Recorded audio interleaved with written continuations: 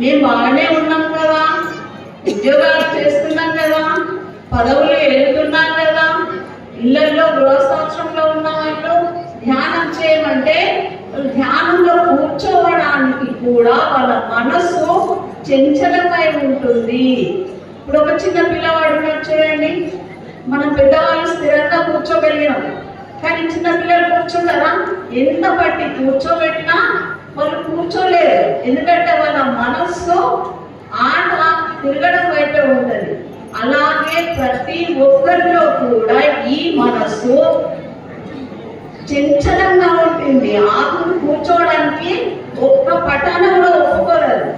ఎప్పుడు దాన్ని స్థిరమవుతుంది అంటే సద్గురు మనకు లభిస్తే, ఆ సద్గురు యొక్క దర్శనం ద్వారా, సద్గురు యొక్క కృపాదృష్టి ద్వారా, సద్గురు యొక్క శుద్ధ జ్ఞానం ద్వారా, సద్గురు యొక్క పారదర్శనం ద్వారా ఆ చంచలమైన మనస్సు